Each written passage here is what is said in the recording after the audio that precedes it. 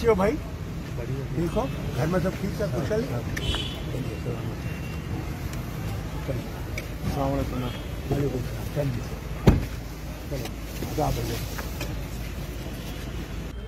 मेरा माइक जो ऑपोजिशन थी वो सब बाहर है। इम्पोर्टेंट बिल्स पास हो रही हैं। हमने क्या गुजारिश की थी? पूरी ऑपोजिशन ने ये गुजारिश की, ये जो ब्रीच हुआ है ये कैसे हुआ, क्यों हुआ और इसके पीछे कौन है। मेहरबानी करके सारे हिंदुस्तान की सिक्योरिटी कौन देखता है? Home ministry. हमारे बॉर्डर्स की भी हिफाजत होम मिनिस्ट्री की ये सब करती है।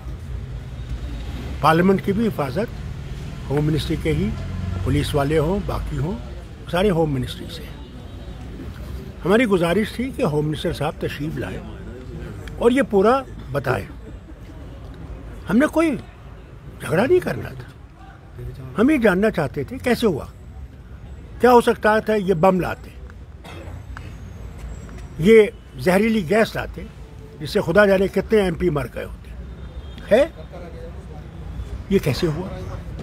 नई पार्लियामेंट है और कहा गया कि ये इतनी सिक्योर है कि जितना अमेरिका का गोल्ड वो फोर्ट नॉक्स में है उससे ज़्यादा सिक्योरिटी यहाँ है। उसके बाद भी ये दो लोग आते हैं, छलांग मारते हैं और बीजेपी को जो भी बुरा भला कहते हैं कि हमारी नौकरियाँ कहाँ हैं, हमारे घरों की हालत देखिए, हम लोग खाने के लिए तरसते हैं, पानी के लिए तरसते हैं, बिजली की फीस आसमान पर चढ़ रही है।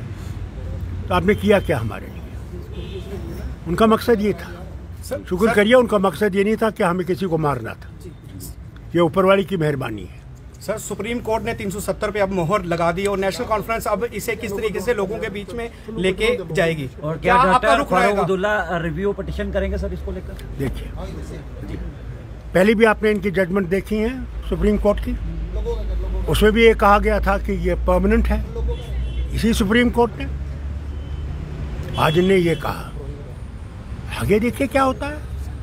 वो कहते हैं इब्तिदाए इश्क है, रोता है क्या, आगे आगे देखिए होता है क्या। सर, अगर सुप्रीम कोर्ट की माने तो उन्होंने कहा कि हम जो मानते हैं कि जेएंडके के पास अपनी कोई सॉवरेनिटी नहीं थी, तो भाजपा क्यों आज तक पूरे देश में जो झंडोरा पीटती रही कि जेएंडके के पास अलग है और बाद में इसको तोड़ भी दिया, यही चीज बोल बोल के।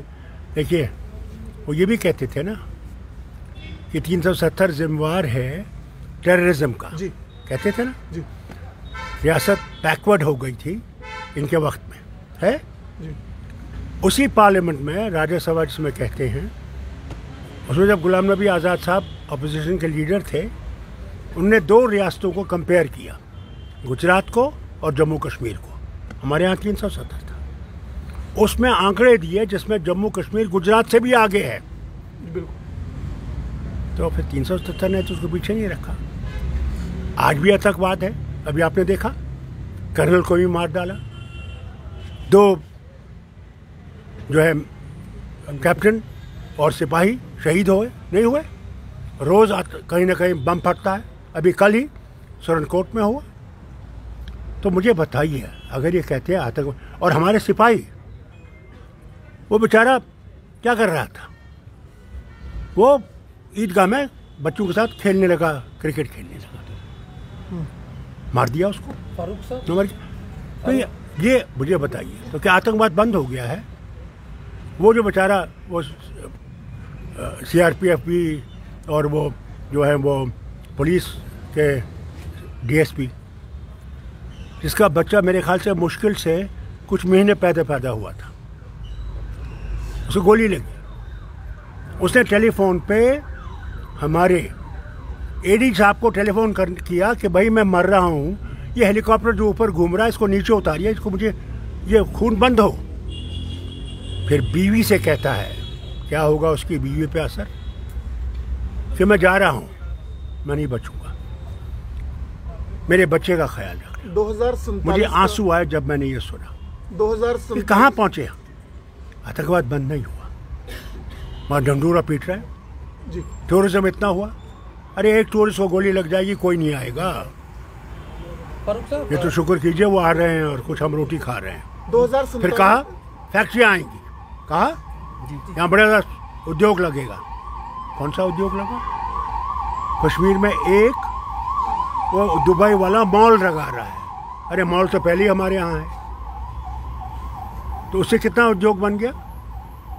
तो ये जो इनने एक वो बनाया ना किस्सा, ये इनका पहले से है।